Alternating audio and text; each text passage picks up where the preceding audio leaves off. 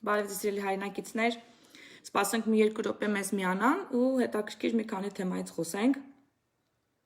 շատ կարևոր թեմաներից խոսենք,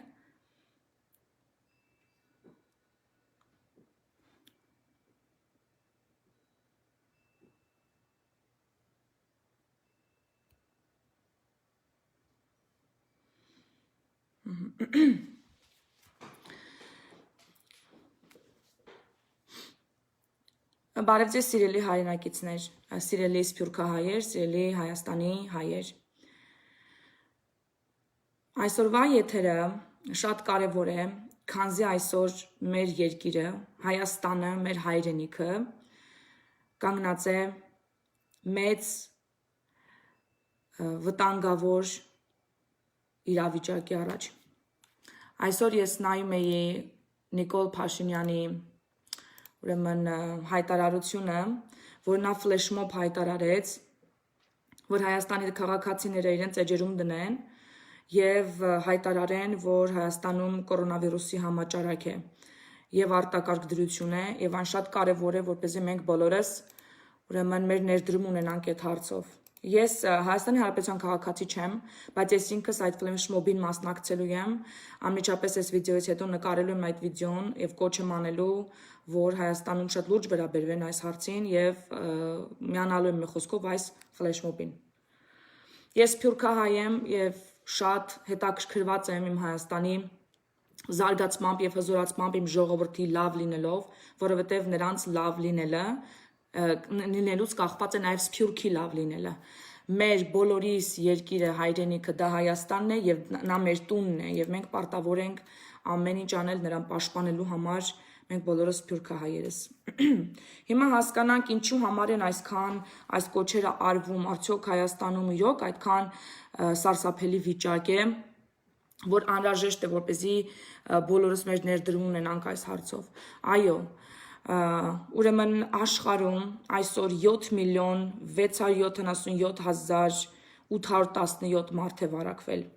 որոնցից մահացել են 426,202 հոգին։ Սա արդեն ամեն ցուցումներով անցել է ցանկացած գրիպային համաճարակների ուրեմն ցուցանիշները իր ագրեսիվ ուրեմն վիճակներով եւ դրա համար անհրաժեշտ է որպեսզի մենք շատ լուրջ վերաբերվենք սրան։ Առաջին տեղում իհարկե նորից ինչպես ասել եմ ելի եմ ասում, Ամերիկայի Միացյալ Նահանգներն են 2,105,844 վարակված, 116,527 արդեն մահացած, երկրորդ տեղում Բրազիլիան է 809,398 վարակված, 41,162 ուրեմն մահացած։ Հայաստանում այդ ցուցանիշը 15,281 վարակված եւ 258 հոգի մահացած։ Հայաստանը փոքր երկիր է եւ մենք շատ խիտ ենք խտացված, հատկապես Երևան քաղաքում շատ խիտ է բնակչությունը, վարակը տարածումը պարզապես անխուսափելի է եւ կարող է շատ խայտարակ ու crisis լինի, այսինքն որ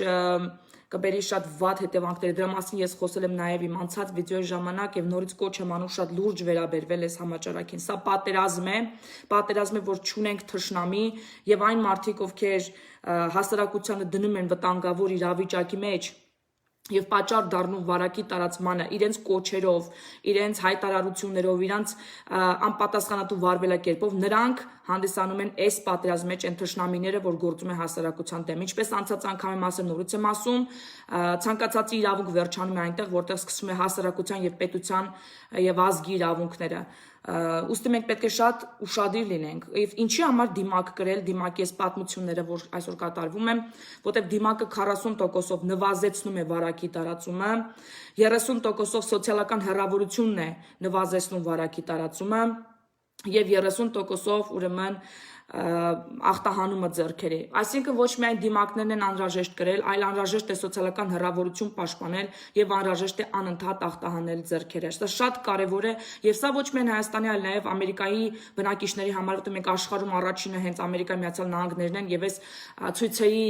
հետ կապված արդեն զգուշացնում են մեզ բոլորիս, որ խայտարակ թվերի են հասնելու այս թվերը, հատկապես այն քաղաքներ, որտեղ եղել են այս ցույցերը եւ դրանց մեջ մտնում է նաեւ Լոս Անջելեսը, որտեղ ապրում եմ ես եւ մեր հայության մեծամասնությունը եւ Նյու Յորքը, որտեղ էլի մենք ունենք մեծ հայկական համայնք։ Եկեք լինենք պատասխանատու։ Եթե ուրիշ երկրներում, ես այստեղ Ամերիկայում, ոչ միայն ես շատեր այսօր վիդեոներ են դնում, թե ինչպես Ամերիկայում մեր հայրենակիցները պահպանում են սոցիալական հեռավորություն, դնում են դիմակներ, կրում են ձեռնոցներ, ապա ինչու չանենք դա Հայաստանի համար։ Հայաստանում շատ ավելի կարևոր է, քանզի դա մեր երկիրն է։ Մենք պարտավոր ենք պահենք Հայաստանը պետականությունը եւ այսօր գիտենք, որ մենք ունենք ոչ միայն արտաքին թշնամիներ, Ադրբեջանի, ուրեմն բանի սպառնալիքների հայտարարություն եւ ասեն արդեն ասել եմ անցած վիդեոյի ժամանակ մենք ունենք արտաքին թշնամիներ, ունենք նաեւ ներքին ահավոր մեծ քանակության հասնող իրանց ոչ բան անելու վնաս տալու հարցով մեծ իրանցից 4%, բայց շատ ագրեսիվ, այսպես ասած, թշնամիներ, որոնք 540 անունի տակ միավորվում են այսօր եւ մենք հստակ դա տեսնում ենք։ Ուստի մեզանից ցանկացածից է կախված Հայաստանի բարօրությունը։ Ինչպես ոչ միայն Հայաստանի Հանրապետության քաղաքացիներից, այլև ամբողջ Սփյուռքի հայրենակիցներից։ Ուրեմն լինենք շատ ուշադիր այդ հարցով եւ օգնենք միմյանց, որպեսզի հաղթահարենք այս պատերազմն էլ փառահեղ ձևով հաղթանակ տանենք եւ սկսենք լուծել ավելի կարեւոր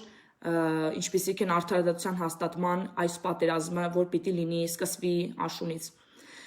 Իմիջայլոց շատերը, որ այսօր իրանց ճղում են, այսպես ասած, պատառոտում են իրանց, պատեպատ են խփվում, ասելով, որ Հայաստանում ուրեմն վերջը տապալվել է կորոնավիրուսի դեմ պայքարում, տապալվել է Հայաստանը, խայտառակ պարտություն է կրել Հայաստանը։ Ես ձեզ մի քանի թվեր ներկայացնեմ։ 1 միլիոն ժողովրդի կտրվածքով քանի մահեր են արձանագրում տարբեր երկրներում։ Եկեք համեմատենք։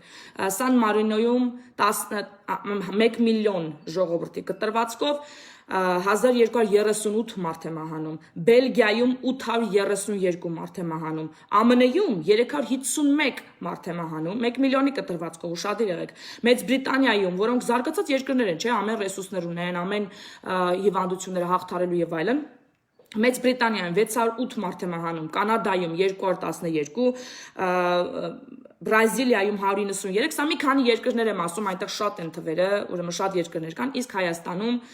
87։ Իհարկե ցանկացած մահ էլի շատ ցավալի է բոլորիս համար, թող չլինեն մահեր, բայց որպեսզի չլինեն մահեր,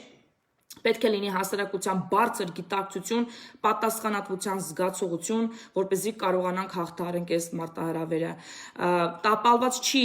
մեր միջոցները, որոնք ձեռնարկում է Հայաստանը, շատ լավ միջոցներ է ձեռնարկել Հայաստանը ու էլի շարունակում է ձեռնարկել, սակայն քիչ են մեր ռեսուրսները։ Այն մարդիկ, ովքեր մատերը իրանց տնգում են ու ասում են դուք տապալեցիք, ես խորտ կտամ հիշեմ, հիմնականում դրանք նախկին իշխանության մնացորդներն են, որոնք ձգտում են հետգան իշխանության, նախկին իշխանությունից կերակրատաշտակից սնվողներն են, այդ հիմնականում ցուցամայտը տնգողը պետության հասցեն եւ մեղադրանքներ ներկայացնողը թող հիշեն, որ մեր ռեսուրսները սահմանափակ են ու սահմանափակ են հենց իրանց պատճառով, քանի որ լափել կերել են հիվանդանոցները տեխնիկաներով փոխանակ տեխնիկաներով զարգացնեն, ռեսուրսները շատացնեն, հիվանդանոցներ վերանորոգեն, նոր հիվանդանոցներ կառուցեն, հատկապես երբ որ պատերազմող երկիր ենք, իրանք ասաբնյակներ, ուրեմն ասաբնյակներ են առել եւ Հայաստանի կենտրոններում եւ տարբեր աշխարհի ծայրերում, լափել են ամեն տեսակ գումարներ, ինչ կարացել են, ոնց կարացել են, քանի անգամ կարացել են, առանց խղճի խայտ ունենալու, առանց մտածելու ժողովրդի մասին։ Ու այն, որ ասում են, որ դուք տապալել եք, Ես ասում եմ, եթե դրանք լինեին իշխանության, ես ասում եմ ինչքան փրկված ենք մենք, որպես ազգ, ինչքան սիրված ենք, որ իշխանությունը փոխվեց միջև այս մարտահրավերը կորոնավիրուսի, որ այս իշխանությունը այսքան հոգատարությունը դրսևորե։ Եթե լինեին նախկինները, հիմա արդեն վաղուց Հայաստանի պետականությունը հարցականի տակ էր դրված, որտեղ նրանք իրանց բիզնեսները չէին փակելու, ոչ մի սոցիալական հեռավորության մասին չէր խոսվելու, ոչ մի դիմակների մասին չէր խոսվելու, իրանց աշխատատեղերը չէին փակելու, իրանց փողի համար իհարկե, եւ վաղուց արդեն իրանք իրանց ընտանիքներով փախել էին Հայաստանից եւ Հայաստանի բալանիները տվել են Ռուսաստանին որպես failed state, հա, որպես չկայացած երկիր եւ արդեն փախել են։ Այնպես որ մենք շատ ուրախ ենք, որ այս պետությունն է, այս իշխանությունն է եւ նա բավականին լավ գործողություններ է կիրառում, որպեսզի Հայաստանը հանի այս կայացած այս իրականությունից, որը ուղղակի սարսափելի թվերի է հասնում ու հասնում է ոչ թե կառավարության ուրեմն գործողություններ, ասում ես դա այդպես եմ տեսնում, այլ հասարակության մի լայն շերտի տգիտության հաշվին։ Ինչպես օրինակ 4%-ը քաղաքական առումով կարող են այսքան շուխուր դնել 96%-ի մոտ ուրեմն ներվերի հաշվին եւ քաոսային իրավիճակ ստեղծել, այնպես էլ այս տգետ մասան է, որ ընդհանրապես շատ քիչ են, բայց կարողանում են այսօր այսպես համաճարակի ուրեմն տարածման պատճառ դառնալ։ Լուսավոր Հայաստանը, որ ասում էր մենք պիտի ասում էր պատժենք, հեսա կորոնավիրուս անցնի, մենք պիտի պատժենք բոլոր մեղավորներին։ Լուսավոր Հայաստանի խորհուրդ կտամ սկսեն իրանց կուսակցությունից։ Երբ որ այս իրավիճակում սկսեցին հենց իրանք սադրանքներ անել ազգային ժողովում, հենց իրանց կուսակցությունը սադրեց ժողովրդին, այն բոլորին պատժի ենթարկեն են, ովքեր այսօր հայտարարություններ են անում, որ կորոնավիրուս չկա, եւ որ դիմակ գրել պետք չի, սկսեք բոլոր դրանցից, բոլոր այն բժիշկներից, ովքեր բլոգներ են անում, իբրև թե բժիշկներ են, ովքեր բլոգներ են, բոլոր այն մարդկանցից, ովքեր այս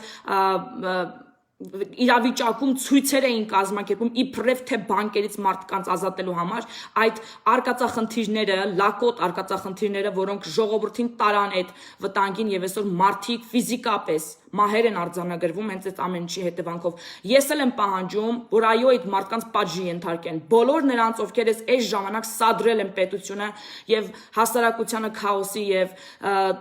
քաոսի մեջ ներքաշել։ Իմիջիալոց այդ առումով մի հատ հետաքրքիր հոդված կարդացի, որ կուզենամ ձեզ նշեմ այդ չկայացած բժիշկների մասին, քան որ խոսքը գնաց դրանց մասին, ասեմ, ուրեմն Media AM-ը գրել է կորոնավիրուսի համաճարակը Հայաստանում ամենասկզբից դարձավ քաղաքական քննարկման առարկա, ուղղորդվեց միֆերով եւ կեղծ լուրերով։ Չնայած որ այս պայմաններում ամենաճիշտը բժիշկների խորհուրդներին հետևելն է, Հայաստանում գտնվեցին մի քանի բուժաշխատողներ, ոչ թե բժիշկներ, ովքեր ակտիվորեն տարածում են ապատեղեկատվություն վարակի մասին։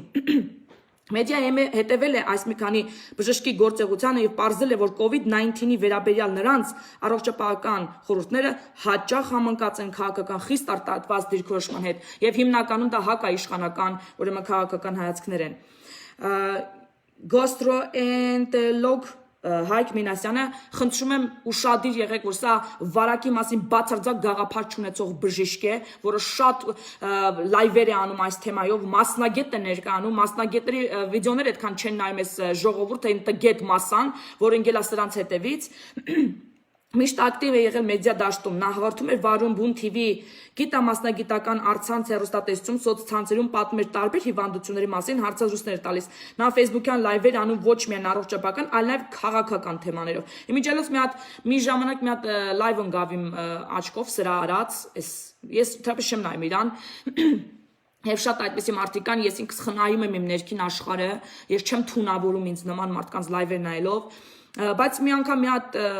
ուրեմն լայվ ընկավ իմ աչքով, որտեղ ինքը խոսում էր մոր բացառիկ կերպարի մասին կանանց, որ ունեն, եւ հետո այնպիսի մի բառով նկարագրեց կանանց, որ պատերի տակ ինչ են անում, ես ուղղակի ոնց որ ասում են չանս ընկավ վրիցս, ես չհասկացա իմ այս մարդը կնամեծարա թե հակառակն է, որովհետև ինքը համ այնպես ներկայացավ, համ այնպես ներկայացավ։ Մի խոսքով իմ համար տարօրինակ էր այս հակադրությունը եւ հասկացա սա ուղղակի PR շիկ է, որ իր համար ուրեմն եթեր հավաքում, որտեղ մարդը պետք է ունենա հստակ ձևակերպում, նա կամ կնամեծարա, կամ չի։ Եթե երկուսը միաժամանակ վիդեոյի մեջ են, ուրեմն նա երկու կողմից էլ իրան հետևորդներ է հավաքում, արդեն պարզած է։ Ուրեմն այս սրա մասին է խոսքը։ Կորոնավիրուսի համավարակի օրերին Մինասյանի լայվերը սկսեց հավաքել տասնյակ հազարաներ, երբեմն 100,000 անցնող դիտումներ։ Այդքան մասան կա էլի այդ տգետ։ Մանասյանը խոսում է պատկերավոր եւ հուզական լեզվով։ Օրինակ իր վերջին լայվում նա առողջապահության նախարարությունը անվանում էր ծաղրանկար, պնդում էր, որ եթե արհեստական շնչառության սարք պետք չի, ապա կորոնավիրուսի բուժումը կարելի կազմակերպել փողոցում վրանի տակ։ Ինչպես նաեւ հայտարարում էր, որ կորոնավիրուսը Հայաստանի համար խեր է, քանի որ եթե այս հիվանդությունը չլիներ, մարդիկ ավելի շատ էին մահանալու։ Այսպիսի գլուխգործոց ու այնց շեդևր մտքեր են արտահայտվում այս լայվերի մեջ։ Քաղաքական ու առողջապահությունը համադրող նոր տարբեր տեսահոլովակներ կարմիր թելի պես անցնում մի միտք։ Կորոնավիրուսը վտանգավոր չէ։ Մանասյանը պնդում է, թե կորոնավիրուսը սովորական գրիպից վտանգավոր չէ։ Մինչդեռ արդեն մայիսին գիտական հետազոտությունները հակառակն են ցույց տալիս։ Կորոնավիրուսը մինչև 2 անգամ ավելի վարակիչ է եւ 30-ից 40 անգամ ավելի մահաբեր է, քան գրիպը։ Նունե Ներսիսյանը Մասիսի բժշկական կենտրոնի նախկին տնօրենն է։ Մի քանի տարի առաջ նա մամուլի ուշադրության կենտրոնում հայտնվեց իր ղեկավարած ԲԿ-ի աշխատողներին ստուգելու անսովոր եղանակով։ Նա թեյը հանձնել էր անալիզի որպես մեզ եւ ստացել էր մեզի անալիզի պատասխաններ։ Այսպիսի բժիշկներ են, որ այսօր խոսում են կորոնավիրուսից։ Ներսիսյանը առողջապահության նախարարության խիստ քննադատն է, սակայն նա քննադատության պատճառը զուգորդվող կեղծ լուրերով եւ մանիպուլյացիոն թեզերով։ Այդպես նա պնդում է, թե COVID-19-ը արհեստական ստեղծված վիրուս է, տարածում է Բիլ Գեյթսին պատվաստումների համար դավադրության տեսանյութը։ Ներսիսյանը տարածել է նաև տեղեկատվություն այն մասին, թե դիահերձերաներում մարդկանց գումարներ են առաջարկում կորոնավիրուսը որպես մահվան պատճառ նշելու համար։ Փաստերի ստուգման հարթակը, դա կազմակերպություն է, այս տեղեկությունը տարածումը համեմատել է փչացած հեռախոսի հետ։ Ներսիսյանը լուրը լսել էր Facebook-յան ընկերոջից, որ այն լսել էր իր ծանոթից, ծանոթը իմացել էր մորաքրոջից, մորաքուրն էլ մահացած կնոջ հարևաններ, այն որ ասում է ես չեմ տեսել, բայց պապու ընկերոջ, թաղապետի եւ այլն տեսել է։ Հիմա սրանցն է։ Ներսիսյանը չէր ստուգել իր տարածած լուրը, իսկ նա Facebook-յան ընկերը չի կարողացել տրամադրել ծանոթի կամ ծանոթի մորաքրոջ կոնտակտները լուրը ստուգելու համար։ Մեդիա-ը զրուցել է այս տեղեկությունը տարածող մեկ այլ օգտատիրոջ հետ, սակայն այս օգտատերը նույնպես չկարողացավ որևիցե աղբյուր կամ հավելյալ տեղեկություն տրամադրել։ Ահա թե ինչպես են մանիպուլյացիայի ենթարկում եւ մեդիա տերորի տանում հասարակությանը։ Այս մարդիկ պիտի դատվեն։ Այս մարդիկ են, որ պիտի դատվեն։ Լուսավոր Հայաստան ուշադիր լսի, տես անուններ եմ տալիս։ Բժիշկի իր կարգավիճակը օգտագործելով Ներսիսյանը կոչ անում քաղաքացիներին դիմակ չկրել եւ պնդում է, որ կորոնավիրուսը հայտնվում է սահմանադրական հանրաքվեն չեղարկելու համար։ Ներսիսյանը նաեւ քաղաքական հայտարարություն անում, ինչպես նաեւ կառավարության որակում որպես սորոսական, կրկնելով Ջորջ Սորոսի մասին դավադրության տեսանյութը։ Ձեզ ինչ որ բաներ չի ասում, հիշացնում է, չէ՞, ասենք ես սրանք որ ճամբարից են ընդհանրապես եւ քաղաքական ինչպիսի հայացքներ ունեն։ Մայիսին հայտնի դարձավ, որ Արսեն Թորոսյանի դատական հայց է ներկայացրել Նունե Ներսիսյանի դեմ։ Թորոսյանը զրպարտության հերքում է պահանջում, քանի որ Ներսիսյանը իր էջում տեղադրել Media.am կայքի նախարարը մեծացնում է հիվանդությունների բուժողների քանակը, ինչքան շատ հիվանդ, այնքան շատ ֆինանսավորում անվանմամբ հոդվածի սկրինշոթը։ Այսինքն արդեն դատական գործ կա այս բժշկուհու դեմ, եւ դա Արսեն Թորոսյանի կողմից է առողջապահության նախարարի։ Նունե Ներսիսյանը պնդում է դիահերձերաներում հարազատներին գումար առաջարկելու մասին տարածված Media.am կայքը, որ Media.am կայքը, որը հիմնադրել է ուրոլոգ Գևորգ Գրիգորյանը։ Սա էլ ուրոլոգ է, սա էլ վիրուսաբան չի, ուշադիր եղեք։ Գրիգորյանը նաև երիտասարդ բժիշկների հայկական ասոցիացիա ՀԿ-ի հիմնադիրն է։ Նա ՍԱՊՑ նախկին պետ Գրիգոր Գրիգորյանի եղբայրն է։ Ու տեսնում եք, չէ, որտեղ են գնում թելերը եւ սրանք ինչ մարդիկ են։ Գրիգորյանի ակտիվ քաղաքական դիրքորոշում ունի։ Նա Մարտին, նա Analytic.am կայքի էլի իրանց կայքն է, գիտեք արդեն, խմբագիր Անի Հովանեսյանի եւ Վետո ծայրահեղ պահպանական խմբի ղեկավար Նարեկ Մալյանի փաստաբան Տիգրան Աթանասյանի հետ հիմնել է COVID-19 Հայաստան փաստահավաք խումբ նախաձեռնությունը։ Գրիգորյանը նաև առողջապահական եւ աշխատանքային տեսչական մարմնի կառավարման խորհրդի անդամ է, ինչպես նաև ԱԱԾ նախկին պետ Արթուր Վանեցյանի հիմնած հայրենիք հիմնադրամի հոգաբարձուների խորհրդի անդամ։ Ուշադիր եղեք, թե այս մարդիկ իրար հետ ինչպես են կապած։ Նարեկ Մալյան, Արթուր Վանեցյան, այս մարդիկ, ահա թե ովքեր են ապակողմնորոշողը հասարակությանը եւ հասարակության մեջ այսպիսի ուրեմն ստեր տարածողները։ Լուսավոր Հայաստան գրի առեկեսանունները, քանի որ դատի տալուց այս մարդիկ են, որ պատասխան պիտի տան։ Գրիգորյանի մեկ այլ նախաձեռնություն Media.am-ը ներկայացում է որպես առողջապահական կայք, ուշադիր, սակայն հաճախ տարածում է մանիպուլյացիոն եւ կեղծ լուրեր, այդ թվում հանրային առողջության համար վտանգավոր տեղեկություն։ Հունիսի սկզբին այս կայքի մասին գրեց բրիտանական Open Democracy եւ Guardian պարբերականները։ Open Democracy-ն պարզել էր, որ Գրիգորյանի կայքը ստեղծելու համար դրամաշնոր է ստացել ԱՄՆ դեսպանատնից եւ փաստորեն Հայաստանում COVID-19-ի մասին ապատեղեկատվություն տարածող կայք է, ֆինանսավորվել է ամերիկացի հարկատուների միջոցով, այսինքն իմ պատկերացրեք։ Հրապարակումներից հետո ԱՄՆ դեսպան Լի David Hayes-ին հայտարարեց, որ դեսպանատունը դադարեցնում է կայքի ֆինանսավորումը։ Մարինա Խաչատրյան, սրանել դուք հայտնի գիտեք, իմիջայլոց որ ինքը տանում այդ թեզը, թե դիմակներ մի կրեք, դիմակները վտանգավոր են ձեր համար եւ այլն, Սոպա Սաֆարյանի հետ դատավարության ընթացքում պրոստին էր փաթաթ է սենց։ Պրոստին այսպես լրիվ է, գլխով մլխով սենց փաթաթվել եկել էր, բայց տեսեք իր առողջությունը իր համար թանկ է, ձերը թանկ չի։ Դրա համար էլ ինքը ընդհանրապես հանրությանը ներկանում ուրիշ ձև Բայց դատարան ներկայանում է լրիվ պաշտպանված, պրոստն քիչ էր մնում լրիվ ցած գլխով մլխով փաթաթվեր, նոր գար դատարան։ Իմիջայլոց այս կինը կնոջ պահանջով Սոպա Սաֆարյան չկարողացավ նկարել եւ հանրության ներկայացնել, թե ինչպես էր նա ինքն իրեն դատանում պաշտպանում, քանի որ դա կարող էր հակասական լիներ իր հասարակական թեզերի հետ, որ տանում էր եւ ասում էր, որ ինքը, գիտեք, դիմակ կրելը պարտադիր չի։ Մարինա Խաչատրյանի նյարդա վիրաբույժ է եւ Երևանի ավականու նախկին անդամ։ 2018 թվականի փետրվարին Խաչատրյան երկիր Ծիրանի կուսակցության մեկ այլ անդամի Սոնա Աղեկյանի հետ միասին փորձել են Տարոն Մարգարյանի մոտենալ կոյուղաջրով լի տարան, ինչից հետո դալիճում ծեսկրտուք էր սկսվել, հիշում եք չէ՞ դեպքերը։ 2015 թվականին Խաչատրյանը հայտարարեց, որ դադարեցնում է իր աշխատանքը որպես բժիշկ, բնականաբար ով կգնար, ով էր խելագար գնար սրա մոտ բժշկվեր, այդ ժամանակվանից ի վեր նա առավելապես կենտրոնացած է քաղաքական գործունեության վրա, սակայն բազմիցս օգտագործել է բժշկի իր հեղինակությունը չճշտված կամ կեղծ լուրեր տարածելու համար։ Խաչատրյանի քաղաքական գործիքակազմում կարևոր տեղ են զբաղեցնում դավադրության տեսանյութերը։ Նա ծայրահեղ պահպանական կամք նախաձեռնության հետ միասին դեմ էր Ստամբուլյան կոնվենցիան եւ ամենուր տեսնում էր Ջորջ Սորոսի գործակալներին։ Բժիշկ լինելով նա ակտիվորեն տարածում էր ապատեղեկատվություն մարդու պոպոլիմա վիրուսի պատվաստման մասին։ Կորոնավիրուսի համաճարակի առաջին օրերից Խաչատրյանի վարակը որակեց որպես Բիլ Գեյթսի դավադիր պլան, իսկ հետագայում այն կապեց 5G, 5G հեռուստահաղորդակցման ցանցերի հետ։ Մայիսին Խաչատրյանը նույնիսկ Facebook-յան լայվերի շարք հրապարակեց, շրջելով Երևանի թաղամասերում եւ ցույց տալով կարանտինի ժամանակ թաքուն տեղադրված 5G աշտարակները։ Հայկական շարժման կապի 3 օպերատորները հանդես են եկել համատեղ հայտարարությամբ այն մասին, որ Հայաստանում 5G, 5G ցանց չկա, ֆսկի 4G չկա։ Ես Հայաստանում որ գնում եմ միտեղ մի բան նկարելու, ընդհանրապես իմ ինտերնետը չէր բռնում։ Ես ամերիկյան ինտերնետով եմ նկարել, իմ ցանկացած լայվ, երբ որ ես եկել եմ Հայաստան։ Իմ ամերիկյան ինտերնետը Հայաստանում ավելի լավ էր բռնում, քան հայաստանյան բոլոր կապերը, հատկապես Երևանից դուրս մարզերում է սա վերաբերվում։ Եվ ես դրա համար շատ մեծ գումարներ եմ վճարում, իհարկե ամեն մի լայվին վրա մի $200, $300 նստում էր, որտեղ ես ռոմինգ էի ուրեմն օգտագործում, բայց ես ավելի գերադասում էի այդ կապը, որտեղ Հայաստանում սկի 4G չկա, 3G-ով է ինքը օպերետ էսօր լինում։ Իսկ սա ասում է, տեսեք 5G-ն արդեն Հայաստան է եկել։ Նայում եք, չէ՞ ինչքան աբսուրդ են ովքեր են սրա աբսուրդի տարածողները։ Մարինա Խաչատրյան նույնիսկ տակ։ Այսպիսով Հայաստանում միանգամից մի քանի նախկին եւ գործող բուժաշխատողներ պարբերաբար կիսաճշմարտություններ եւ ապատեղեկատվություն են տարածում կորոնավիրուսի համավարակի մասին։ Բոլոր այս բժիշկները այս կամ այն կերպ ներգրաված են քաղաքական գործընթացներում, վարում են քաղաքական գործունեություն եւ ունեն խիստ արտահայտված քաղաքական դիրքորոշում։ Այսինքն սա 5-րդ Շարասյան մասնակից են այս բժիշկները եւ ապատեղեկատվությունով ապակողմնորոշում են հասարակությանը։ Իսկ թե ինչպես է նրանք կարողացել ապակողմնորոշել հանրությանը, ես ուզում եմ ձեզ մի երկու ուրեմն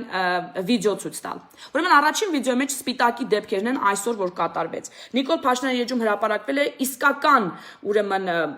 ամբողջությամբ, հիշում եք անցած անգամ ես ձեզ ասացի նաև որ Թրամփի այս ցույցերը կիսատ են ներկայացնում վիդեոները կտրում են իրենց հարմար տեղերն են ներկայացնում եւ դա ապակողմնորոշում է հասարակությանը եւ այսօր մարդկանց սպանությունների, բիզնեսների թալանի, ծեծկրտոցի պատճառ է այսօր Ամերիկայում կտրած վիդեոները, այսինքն սա մեդիա տերոր է։ Հիմա նայեք նույն բանը անում են Հայաստանում։ Ուրեմն ներկայացնում են, սկզբից ներկայացվում է, թե ինչ են ցույց տալի մեդիան եւ հետո թե ինչ է իրականում եղել։ Եվ ես ուզում եմ որ ուշադիր լինենք, որ այդ կինը սկզբից երբ որ լավ, ես այդ ընթացքում կասեմ, եկեք հիմա նայենք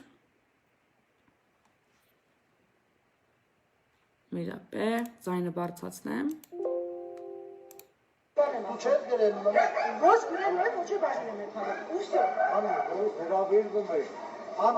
Նայեք, դուք հրավիրվում եք ոստիկանն ասում, ու ոնց է պատասխանում քաղաքացին։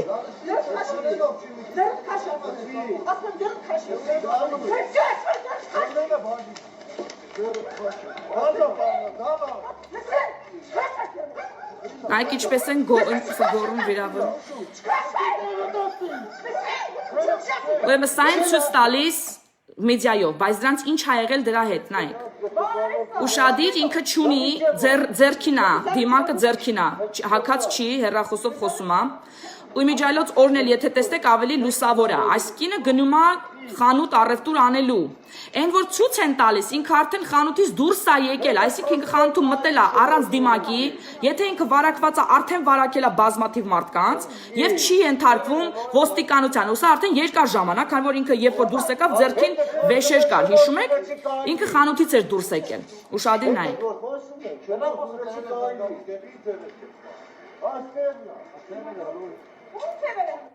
Տեսակ արհամարական վիճակը եւ այլն։ Հիմա էսի անջատենք եւ ցույց տանք հաջորդը։ Իրոպե։ Սա ես սա եմ ընտրել, նայեք, հիմա կինը, որը մեծահասակ կին է, իր դեմքին ունի դրել է դիմակ ձեռնոցները պատասխանատու քաղաքացին, փորձում է պաշտպանել իր կյանքը, նայեք։ Ու հիմա տեսնում ենք այնտեղ ձվից դուրս եկած մի լակոտ եւ տեսնում ենք այս վերաբերմունքները, տարբերությունը։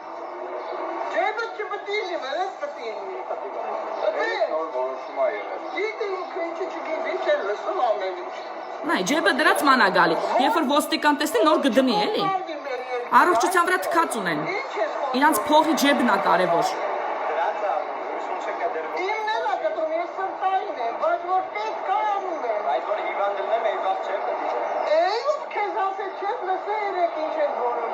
Նայեք հիմար մտածելակերպը, որ դնում եմ խեղտվում եմ ասում, ուսա ասում է ձվից նոր դուրս եկած ջայլ երիտասարդ տղան, մեծահասակ կնոջ ով սրտային է եւ դրել է այդ մասկան, ու ասում է որ հիվանդանամ նոր կդնեմ, այսինքն ինքը գիտի էլ ինքը ամեն օր ինքը իրան թեստ է անում միջև տնից դուրս գալ, ինքը գիտի որ ինքը հիվանդ չի, դրա համար չի դրել։ Նայեք, այս ապատեղեկատվությունը ինչպիսի ազդեցություն ունեցել հատկապես տգետ մասայի վրա եւ դա ինչ հետևանքների է բերում։ Հիմա նայենք այս վիդեոն։ Ու դուք ինձ ասեք, արդյոք արդարություն կա այս վիդեոյի մեջ, որ ես լինեի ոստիկանի տեղը, ես սրան միանգամից գետին կգցեի կտանեի բաժին եւ իրան ընդ 15 սուտկա կպահեի, որպեսզի խելքը գլուխը գար։ Հիմա նայեք ոնց է վերաբերվում ոստիկանին, ուշադիր։ Տեսակ։ Նկատեցիք, դու պետք ինձ ասես, ասում ես ինչ անեմ, ու չափալախում է ոստիկանին։ Ես չեմ, դուք եք։ Ոնց պիտի վարվի ոստիկանը այս պարագայում։ Դուք ինձ ասեք, ոնց պիտի վարվի ոստիկանը սրա հետ այս պարագայում։ Եթե սա լիներ Ամերիկայում, նրան արդեն էլեկտրոշոկի ենթարկել էին, այն Ֆլոյդի օրն էին գցե։ Դրել էին, ծունգը դրել էին վզի վրա, ինքը գորար շունչս կտրվում չէին անի, ծունգը կտանեին այտենց կպահեին, մի հատ լավ կտու գանեին, նոր կասեին, այ հիմա գնա, իմացի ով պիտի ստեղ ասի։ Law enforcement այսօր ոնց որ ասում էր վարչապետը Law enforcement նշանակում է օրենքի պարտադրում, այսինքն իրանք իրավական համակարգը, ուժային կառույցները իրավունք ունեն, լրիվ իրավունք ունեն, օրենքը պարտադրեն, եթե դա բխում է հասարակության շահերից։ Դրա համար ես նորից կրկնում եմ, այս կնոջը պետքա ձերբակալեն, ու ոչ միայն այս կնոջը, այլ իրանց նման մտածող ցանկացածի, քանի որ սա արդեն հասարակության հարցն է այստեղ դրված, պետականության հարցն է այստեղ դրված։ Այսօր Հայաստանը շրջապատված է արտաքին թշնամիներով, ներքին 5-րդ շարասյունը արդեն հարձակում անցել եւ ժողովուրդը պարզապես պարտավոր է այսօր միասնական լինի այս արհավիրքների դեմ, պարտավոր է այսօր ենթարկվի օրենքներին եւ ուրեմն պաշտպանի հասարակությանը։ Եթե իրանք իրանց չեն ուզում պաշտպանեն, քավլիցի, կարան գնան իրանց տունը նստեն, ինչքան ուզում են դիմակ չկրեն, բայց տնից եթե դուրս են գալիս, այդ ժամանակվանից արդեն իրանց իրավունքները սահմանափակ են, քանի որ սկսվում է հարևանի, խանութի գործակատարի, երեխաների, իրանց գործընկերների ուրեմն իրավունքները, այստեղ դեռ չանում է նրանց իրավունքները։ Ինչի համար եմ այսքան խոսում կորոնավիրուսից, որ շատ կարևոր թեմա է սա, ահավոր կարևոր է եւ ես որպես թուրքար մտահոգ եմ, քանի որ այստեղ դրված է պետականության հարցը, քանի որ ես տեսնում եմ ինչի համար են ում է ձեռք տալիս այս քաոսային իրավիճակը եւ ում է ձեռք տալիս ինչքան շատ մարդ վարակվի, այնքան իրանց լավ այդ վարկածը։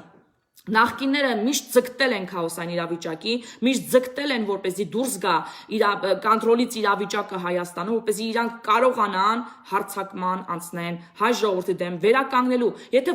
ոչ միայն վերականգնելու իրանց իշխանությունը նոր դեմքերով, ուշադիր նոր դեմքեր են արդեն առաջ գալիս, առաջ քաշվում, ապա որպեսզի կարողանան հասցնեն փախնեն, թաքնվեն, իրանց գողոնը տանեն, վերացնեն ապացույցները եւ այլն։ Հիմա եկեք ուրեմն խոսանք էլ ինչ է արվում այստեղ։ Ուրեմն ես մի քաղաքական գործիչի վերլուծություններ նայեցի մի քանի տեղ։ Իմիջիայլոց ասեմ Բարգավաճ Հայաստանի թեմայով մի երկու բառով ասեմ, Բարգավաճ Հայաստանը հայտարարեց, որ ինքը տեխնացու ունի վարչապետի Դոդիկը, վարչապետը ուզում դառնա, ինքը նույնպես ցուցակագրվեց այն Ասրյանի, Հիտլերի, Զախարյանի եւ մնացած այդ ուրեմն լիստի վրա, չնայած իրանց գլխավորը մնում է Վանեցյանը, եւ բայց հարցումները ցույց տվեցին, որ այսօր Խաչիկ Ասրյանին եւ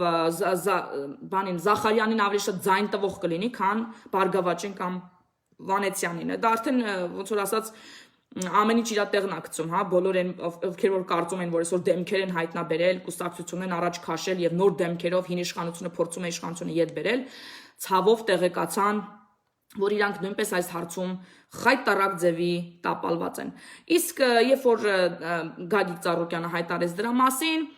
ամբողջ հասարակությունը սկսեց խոսել նրա կեղծ բարար լինելու ուրեմն այս թեմաներից։ Շատ մարդիկ ասացին, թե իր բարերարությունները ինչի հետ է կապված, նաև դրանց բացի ուրեմն հրապարակվեց նրա գործողությամբ, նրա մասնակցությամբ կատարված խմբակային բռնաբարության գործի մանրամասները։ Իմ համար ուղղակի խայտարակ ամոթալի էր նույնիսկ կարդալ այդ մանրամասները այդ բռնաբարության եւ զարմացած չեմ, բացարձակ զարմացած չեմ։ Ես ասել եմ ու էլի եմ ասում, նախկին իշխանությունների ժամանակ այն մարդիկ, ովքեր հասել են բարձունքների, չեն կարա պարզապես բարոյական կերպարներ լինեն։ Բարոյական մարդիկ այդ կիսլատայի մեջ, այդ կիսլատայի մթնոլորտի մեջ պարզապես խեղդվել են։ Պետքա լինես բացիլ, վարակ, ասենք ամբարո, բարոյականից զուրկ, խղճի զուրկ մարդ, որ նախկին իշխանությունից կարողանաս լեզու գտնես ու աշխատես։ Իսկ այսպիսի մարդիկ եղել են ու կան,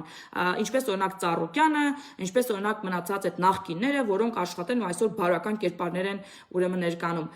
Բարոյականից նրանք զուրկ մարդիկ են։ Բնականաբար ես զարմացած չեմ։ Ես որ եթե փորփրեն այդ բռնաբարության, այդ սերիական բռնաբարությունների խմբակային այդ բանը կարան հայտնաբերեն նաև հետագա տարիներին, որտեղ ես համոզված եմ, որ եղել են։ Ուղղակի քանի որ իրանց պապաներն էին արդեն իշխանության, արդարացվում էին։ Հայ դեպ արդարացման մասին խոսք գնաց, դա լասեմ, որ Ծառուկյանը լուր տերտուրեր տարածվեց, որ իբրև թե վերաբացվել է գործը եւ ինքը ուրեմն բան է եղել, արդարացվել է, նախ ասեցին 2001 թվականին, հետո ասեցին 98, հետո գլխին գան, որ Քոչանի ժամանակներն էր, այսինքն իրան ազատել էին ու ասել են մեր համար կծառայես, քեզ կարդարացնենք, այդ վարկած առաջ քաշվեց, սկսեցին շրջանառել 97 թվականին իբրև թե արդարացվել է, որպեսզի Քոչարյանի հետ вообще կապ չունենան, էլի իրանց այդ ոնց ասում են էժանագին մուտիլովկեքով փորձում են ծածկեն։ Եթե իհարկե Նաիրա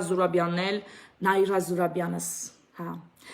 իսկ իր համար հատուկ հաղորդում էի ուզում պատրաստեի իր ասած Գլենդել Նադանուից, ինչպես ինքը շատ ոգևորված նշում էր, որ Գլենդել Նադանուն եւ այլն մասնակցություն ունի, սակայն Գլենդել Նադանուին հարց չհասավ, որտեղ իրանք իրանց ձեռքով, իրանց դոդիկին, ոնց որ ասում են 7 գազուկես խորեցին, այսպես ասած, իրանց ապուշ ուրեմն մեկնաբանություններով եւ հակադարձումներով։ Դե գիտեք, այստեղ արիենք լավ օգտագործեցին ուրեմն ժամանակին տորմուս տալու նուրբ արվեստը եւ ես այդ երկու անգամ նկատեցի իրանց շարժուձևի մեջ ինչպես ուրեմն առաջին անգամ իրանք որ տենց հայտարարեցին եւ հետո Նաիրա Զուրաբյանը հայտարարեց որ գիտեք այդ կանայք են ուրեմն փորձել դրամ շորթել Ծառուկյանից ինձ հետաքրքիր է ուղղակի այդ կանայք 79 թվին ինչ որ մի հատ սովետական մի հատ քրչոտ միլիցուց ինչքան դրամ պիտի կորզեին, որ այդպիսի սուտ հնարեին խմբակային բռնաբարության եւ ինչքան հասկացա, պարզվել էր, որ Ծառուկյանը այդ զոհերի մեկից դաժե մատանին էր գողացել եւ իր հարստությունը երևի իր այսպես ասած օլիգարխիան ահռելի հարստությունը սկսվեց այդ մեկ մատանու գողությունից եւ ինքը տեսավ որ չէ ոնց որ լավ է ստացվում իր մոտ ինքը տաղանդ ունի գողության եւ անցավ արդեն պետական ռեսուրսների գողության մակարդակին Հետո ինչ եղավ, ուրեմն քանի որ հասարակությունը ուղղակի հռած իրանց ասած այս մեկնաբանության վրա ժամանակին տորմուզ տվեցին, այդ նուրբ արվեստը ուրեմն բանացրեցին, թե չէ կարողա պարզվեր, որ կանայք էին Ծառուկյանին բռնաբարել եւ ավելի խայտարակ լինենք ազգովի, որ երկու ռուս կանայք կարող են 4 հայ տղամարդու բռնաբարել։ Դա արդեն ուղղակի խայտարակություն էր, ավելի լավ է սենց թողենք լավ պրծանք, ոնց որ ասում են, լավ պրծանք, հələ որ լավ ենք պրծել։ Եվ երկրորդ անգամ այդ որ բանացրեցին այդ տորմուզ տալու նուրբ արվեստը, որտեղով չեմ հիշում։ Մնաց լավ, էդի մոռացա ժամանակին քշեմ, ընթացքում քշեմ կասեմ։ Բայց որ Ծառուկյանը իր տեխնատությունը ուրեմն ուզում է դնել վարչապետի, սա ինձ համար ուղղակի ծիծաղելի է։ Մարտի 1-ին իր ախրանիկների հետ մասնակցություն ունեցած քաղաքական գործիչը այդ ինչ լայն ախորժակ ունի, բայց ոնց որ ասում են ախորժակի քացախ, տեսնենք ժամանակ ինչպես կընթանա ընթացակարգը։ Իդեպ ասեմ, որ Ծառուկյան, Վանեցյան եւ ՀՅԴ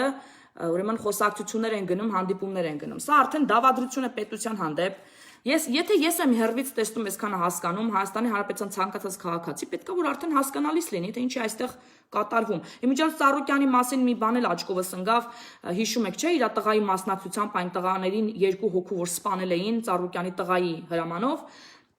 Այդ հոդվածն էլ ընկավ աչքիս, երբ որ այդ մեռնողներից մեկի քույրը նամակ էր գրել ծովահեր, Ջավահիր, կարծում, կնոջան չեմ էլ հիշում ինչա, ծովահերա, Ջավահիրա, ինչա, չգիտեմ։ Իրան նամակ էր գրել, որ ինչպես եք դուք ընդհանրապես քնում, ունելով այդպիսի տղա, երբ որ իր պատճառով իմ եղբայրը եւ իր ընկերը զրկվել են կյանքից։ Ոնց որ ասում են, պտուղը ծառից հեռու չի գնում։ Այս մարդկանց թվում է իրանք ամբողջ աշխարհը առել են, որովհետև առել են, եւ Սերժի ժամանակ եւ Քոչանի ժամանակ իրանք ցանկացածի ձայն առնելով եկել են իշխանության, մասնակից են եղել դավադրություններին ու թալաններին եւ ուրեմն այսպեսի խայտարակ իրավիճակի ենք ականատես եղել։ Իմիջիայլոց ես մի հատ հետաքրքիր հոդված էլ եք թե 4 իշխանության կողմից, եթե հիմա գտնեմ, ուզում եմ ձեզ համար կարդամ,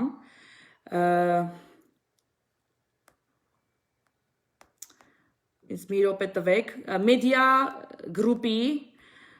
մուլտիգրուպի տնօրենի կապակցությամբ, ես մի քիչ վաղուց եմ ուրեմն բան արել, սպասեք գտնեմ։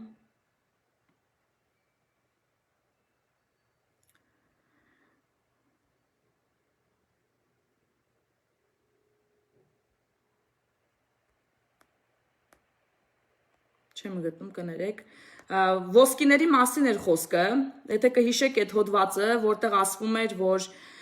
ուրեմն մեդիա գրուպի, մուլտիգրուպի, կներեք նոր սխալացրի, մուլտիգրուպի տնօրենը, ուրեմն այդ ոսկիները բերել է Պարսից շահի կողմից, հա, հեսա գտա ոնց որ, չէ, իրոք չգտա, հեսա գտա։ Սպասեք կարդամ, շատ հետաքրքիր էր գրել 4 իշխանությունը, ուզում եմ ուղղակի կարդամ։ Մուլտիգրուպ կոնցեռնի ՍՊ ընկերության գլխավոր տնօրեն կալանքի տակ գտնվող Սեթրակ Արուստամյանը քրեական գործի շրջանակներում կաշառքի առկա հանդիսացած 22,401 միլիոն 22,401,000 ԱՄՆ դոլարի գումարի ծագումը բացատրել է նրանով, որ իր մայրական պապը Իրանի պատերազմի ընթացքում սովետական բանակում ծառայելով մեծ քանակությամբ ոսկի, շահի ոսկիներ է բերել եւ 1977 թվականին փոխանցել է իր տատին։ Ուրեմն Շին 4 իշխանությունը մեկնաբանում է։ Բանը եղել է այսպես. Սեթրակ Արուստամյանի պապը գնացել է բանակ ու բախտը բերել է ընկել է Իրանի զորամաս։ Ճիշտ է, խորհրդային զորքերի վերջին անգամ Իրանում եղել են 1946 թվականի մայիսին, բայց սա Արուստամյանի պապը համար այնտեղ հատուկ զորամաս էր բացվել։ Իսկ 1987 թվականին 3 պատերազմ կար՝ խորհրդաաֆղանական, Իրանա-իրաքյան եւ մեկն էլ Իրանի հետ ընդհանրապես կապ չուներ։ Այս Իրանի հետ կապ չունեցող պատերազմում կռվախնձոր Իրանի շահի ոսկիներն էին։ Ճիշտ է, այն ժամանակ այլևս Իրանի շահը չկար, փախել էր արևմուտք, բայց դե ոսկիները կային։ Եվ ահա մեր այս պապը Ռեմբոյի պես միջև ատամները զինված 2 հատ ՊԿ, 1 հատ ԴՇԿ, 18 հատ Փ1 նռնակ, 4 հատ դագանակ, 2 հատ էլ ՌՊԳ գցում է ուսին եւ տենց փրթելով սաղին հասնում է շահի ոսկուն։ Խորհրդային բանակի ղեկավարությունն էլ այս ամենի վրա աչք է փակում, չտեսնելու է տալիս, ասում է արա դե հալալա տղուն էլի, վիզա դրել, թե ինչ գտավ այդ ոսկի սաղ իրեն փեշքեշ։ Ու վերջում Մարտում մեր պապը 200 պարապած հակառակորդի փռում է ասֆալտին, 6 հատ տանկ է խփում, 2 ուղղաթիռ, 6 ԲՏՌ, 190 հոգու հետ գերի է վերցնում, վերջում երբ ոսկին վերջապես վերցնում է, գցում է խուրջինը։ Այդ առիթով համաներում է հայտարարում բոլոր գերիներին, բաց է թողում ինքն էլ ոտ վերադառնում է, ոսկին տալիս է կնոջը, որը գործով անցնում է որպես Սեթրակ Արուստամյանի տատ։ Գտներս կտրենք, թե այդպես չի եղել, նման բան չես հորինի։ Սա Արոստամյանի պապի միակ սխալն այն է եղել, որ ոսկին բերելուց շահից ստացական չի վերցրել, որ դա հենց շահի ոսկին է։ Բարաթը չկա, բարաթը ժողովուրդ ջան, բարաթն է լիներ, սաղ տեղը կընկներ։ Եվ հետո այդ 2 միլիոն ոսկու համար պետքա պապա առնվազն մի տատունել հետը գոնե տարածելներ, որ մի տոննա ոսկին, որ այդ մի տոննայից ավել պիտի լիներ, կարանեն 2 շալակեին։ Այսպիսի հեքիաթներ, ժողովուրդ ջան, Գյուլնաց տատի հեքիաթները եւ սա մուլտի գրուպի այս բանի ընկերության տնօրենն է Ծառուկյանի Դոդերից, ուշադիր եղեք, Դոդերից։ Հիմա անցնենք ուրեմն մի հատ ուրիշ, հա, իմիջայլոց այսօր թեզեր են առաջ քաշում, թե պիտի ուրեմն չեղարկեք այս բանը արտակարգ դրությունը, ինչպես տեսնում եք Վանեցյանը ելույթ ունեցավ մի քանի հոգի իրանց այդ շտաբից, իրանց այդ ոնց որ զբրոդից, էլի, ելույթներ ունեցան, բա թե ուզում եք երկարացնել ձեր իշխանությունը։ Նիկոլ Փաշինյանն ասում են, ուզում եք երկարացնել ձեր իշխանությունը, դրա համար ուրեմն արտակարգ դրություն հանեք։ Բայց այնինչ իրանք ուզում են արտակարգ դրություն հանեն երկու պատճառով։ Առաջինը որպեսզի կարողանան հանրահավաքներ իրականացնեն։ Ճիշտ է, ես չեմ կարծում, որ շատ մարդ կգնա, բայց դե գնացողներ կլինեն։ Մենք արդեն տեսանք այդ վիդեոներից, ինչքան տգետ զբրոդ կա այսօր Հայաստանի մեջ, ճիշտ է շատ չեն, բայց կարան այդ 4% են ընդամենը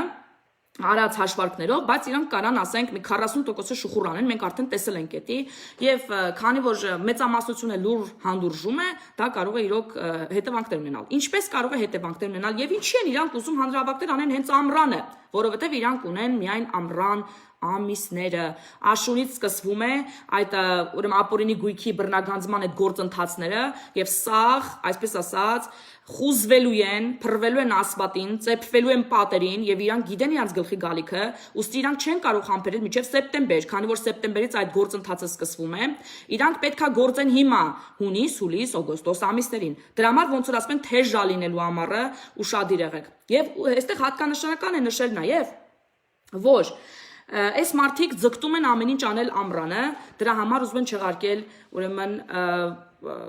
բանը, արտակարգ դրությունը, որպեսզի հանրահավաքներ անեն։ Իսկ հանրահավաքներ ինչու են ուզում անեն, ասեմ, որովհետև իրանց չունեցած այդ 4%-ը պետքա դեմ առ դեմ մնա մենակ ոստիկանության հետ, քանի որ Նիկոլ Փաշինյանը երբեք վտանգի չի դնի հասարակությանը եւ ցույցեր գումարի ցույց տալու համար, որ իրանք ընդամենը 4% են եւ կհոգա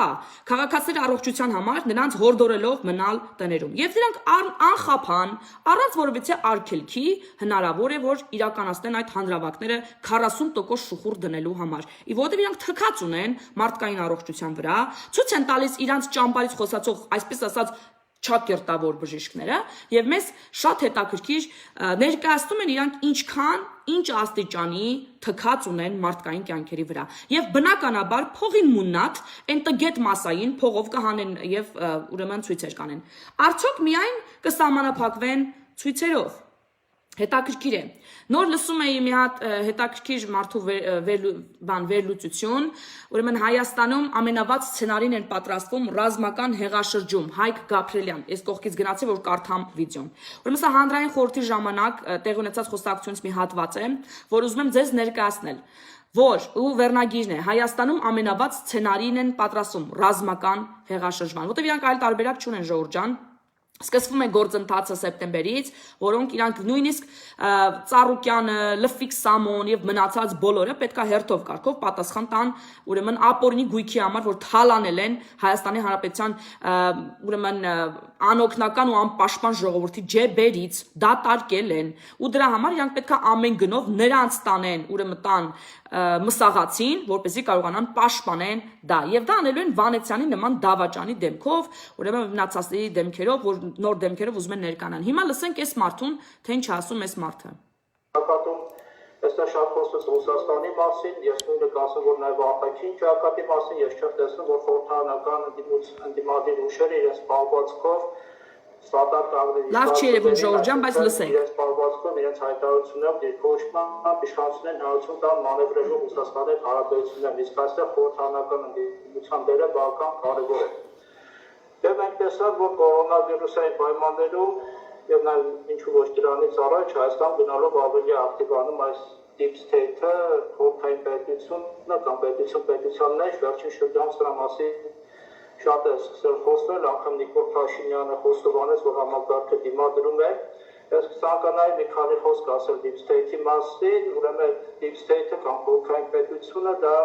ոչ սահմանադրական, բայց մյուս կողմից էլ բավական լավ կազմակերպված եւ նպատակապահված մի կառույց է, եւ ինքնապահպանման բնազդով առաջնորդող այդ բյուրոկրատիան մեծ հաշիվ ունի միայն մեկ նպատակ։ Դա գոյատևել նաեւ վաղը եւ վաղը չէ մյուս օրը, անգամ պատճառներ իրեն, որպեսզի չլինի ամբողջովին բացահայտված եւ դրա հետ մեկտեղ ամբողջովին ջախջախված։ Եվ ընդհանրապես Deep State-ի շահերը գրեթե մշտապես համընկնում են այն քաղաքական գործիչների հետ, որոնք շահագրգռված են նրա գոյությունը թաքցնելով,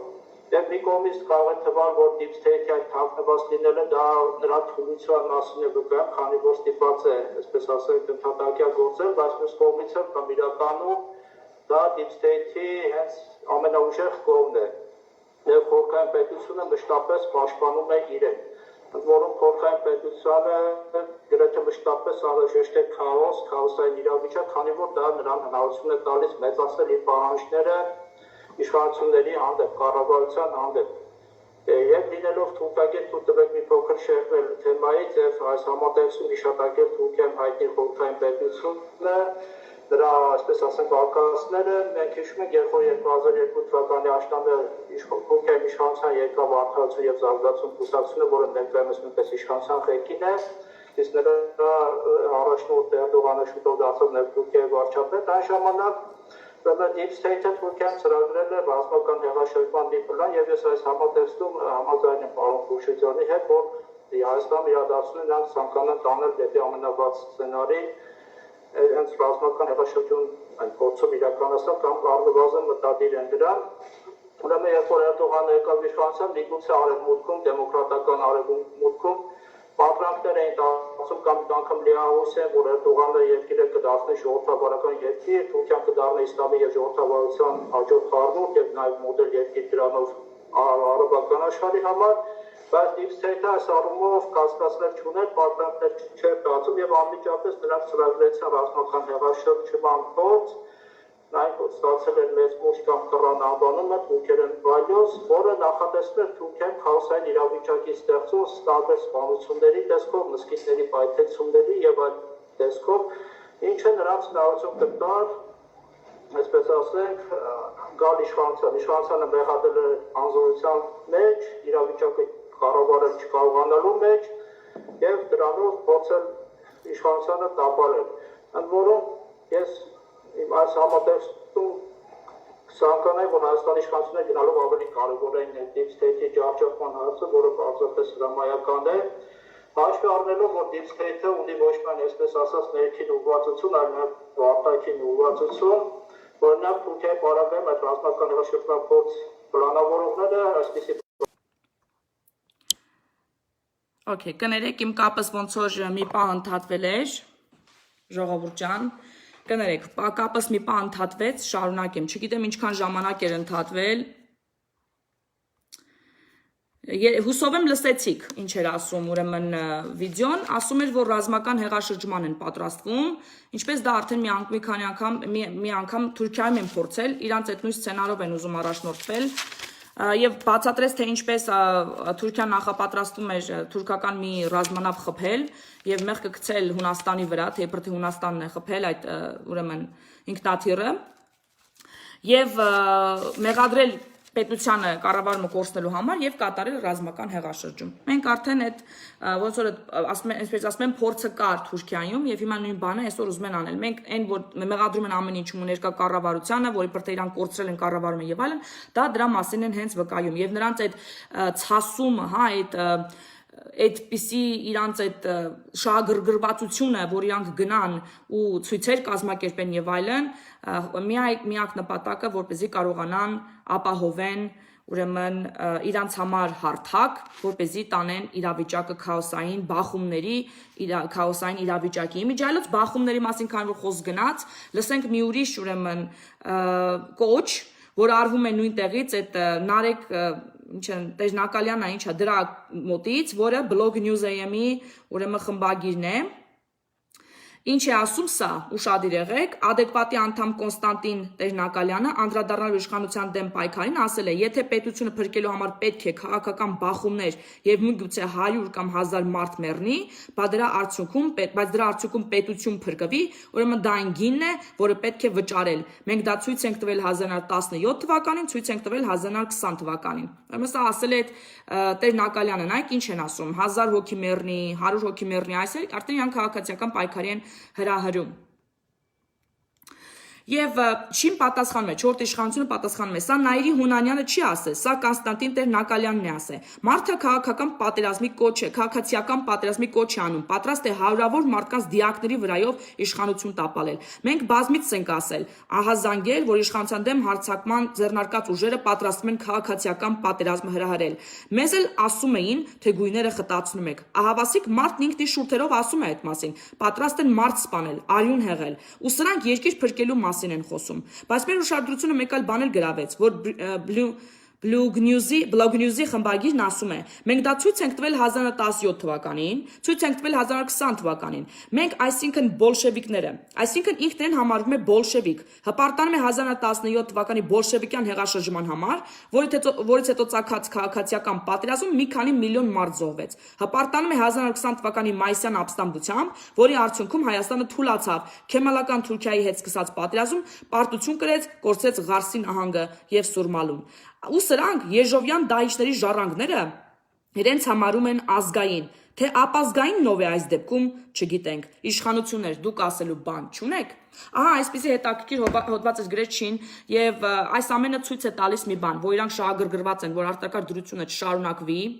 շահագրգռված են, որ շատ մարդ վարակվի, բայց արտակարգ դրությունը հանվի, որպեսզի իրանք կանան փողոցային ցույցերի դուրս գալ, հրահրել քաղաքացիական պատերազմ եւ իմանալով որ պետությունը չի գնա հակադարձ ցույցեր կազմակերպել գործընթացին, հոգալով պետության մարդկային կյանքերի մասին եւ նրանց առողջության մասին չի գնա այդ քայլին, ուրեմն նրանք եւ այդ ամենը արվում է սեպտեմբերի այդ գույքի ապօրինի գույքի տիրանալու մասին օրենքի գործընթացներին, որ սկսվելու է սեպտեմբեր ամսից։ Ահա թե ինչ է կատարվում այսօր Հայաստանում եւ ովքեր են շահագրգռված անձինք, տեսեք, հեռու մնացեք, իրազեկեք ձեր մոտիկներին, ձեր հարազատներին, թե իրականում ինչ է կատարվում, ինչի համար է կարևոր, որ այսօր բոլորս ազգովի պայքարենք այդ կորոնավիրուսի դեմ, հաղթարենք դա, որպեսզի սկսվենք արդարության գործընթացը, իսկ որ արդարության ծանր արդար ձեռը ոնց որ ասում են իջնելու է սաղի գլխին, դա ես արդեն համարվում եմ ապացուցված, մանավանդ վերջին վարչապետի խոսքերից, երբ որ ասեց ինչ որ մեկը թող չկարծի, մենք եթե պետք եղավ ուժել կկիրառենք օրենքը ուրեմն առաջ տանելու համար, արդեն ինձ վկայում է, որ նրանք արդեն պատրաստ են արդեն կոշտ քայլերի գնալ եւ ես դա ողջունում եմ, որ կառավարությունը այդ քայլին արդեն սկսել է գնալ եւ ողջևորում է ոստիկանին, որպեսզի նրանք ավելի կոշտ քայլերի գնան այն բոլոր օրինախախտներին, որոնք այսօր ընդդիմանում են եւ հասարակությունը դնում են վտանգի տակ։ Ուզում եմ մի հարցի համար էլ ձեր ուշադրությունը հրավիրել Սփյուռքի խնդիրները։ Այսօր Սփյուռքը շատ շահագրգռված պիտի լինի Հայաստանի ուրեմն հզորացման գործում, որտեղ ինչ որ կատարվում է այսօր Սփյուռքում շատ մտահոգիչ է։ Մենք արդեն տեսանք ինչ կատարվեց Սիրիայում, տեսանք ինչպես մարդիկ մի օրում կորցրեցին ամեն ինչ, հիմա ուրեմն նույն բանը համարյա թե կատարվում է Լիբանանում հակահայկական մեծ ցույցեր են արվում, եթե կարողանամ մի րոպե ցույց տամ ձեզ դա, երևի թե ստեղ ցույց տամ, ստեղ ավելի հեշտ է, ես իմ էջում դրել եմ, կարող եք գնալ նայել Լիբանանից ուրեմն ահազանգող լուրեր են գալիս, որ հայ մի ժուրնալիստի հեռուստատեսությունում Անկարայի հրահրվածով ոմն մեկը, որը Թուրքիա ազգության, բայց ներկան որպես Լիբանանի քաղաքացի, մեր հայրենակցին, որ ժուրնալիստ է, հայ է, նրան ասել է, որ ինքը անօրինական այստեղ եկած ինչ-որ մի հատ ռեսիստական շո կոմենտ է արել, եւ հայը նրան պատասխանել, որ հենց թուրքերն են, որոնք նենգ են իրենց գործողությունների մեջ եւ այսպես թուրքական եւ մուսուլմանական այսպիսի մի ցույց է գումարվել, որ հայկական կոչերով ուզում եմ որ դուք մի րոպե նայեք։ Մի րոպե։ Այ, կներեք։ Ներողություն։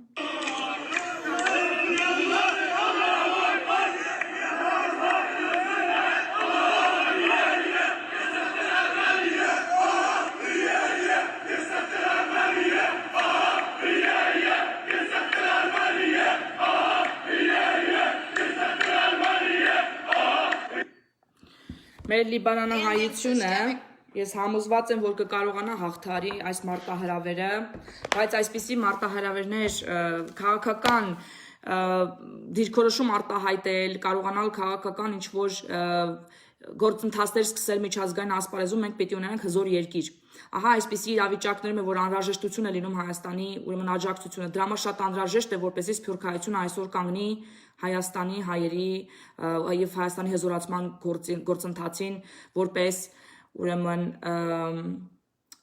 օգնող, պաշտպանող, այն ամեն ինչ որ կատարում է այսօր Ամերիկայում, դեռ վաղ է խոսել, որ Ամերիկան կկործանվի, Ամերիկան չի կործանվի, այսպեսի շատ բաներ հաղթարել է Ամերիկան, բայց դա մեզ էլ է ահազանգ ամերիկահայերին, որ ամեն ինչ կարող է մեկ օրում փոխվել։ Շատ բաներ, որ մենք ուրեմն պատկերացրել ենք, որ չի կարող լինել, այսօր տեսնում ենք, որ լինում է։ Ուրեմն բաներ կարող են լինել, դեպքեր կարող են իրադարձություն այնպես զարգանալ, որ մարդիկ շուտապույտ որոշում կայացնեն Հայաստանում ապաստան գտնելու համար։ Դրա համար շատ կարևոր է Սփյուռքը այսօր հզորացնի Հայաստանը ամեն գնով եւ ամեն ձևով,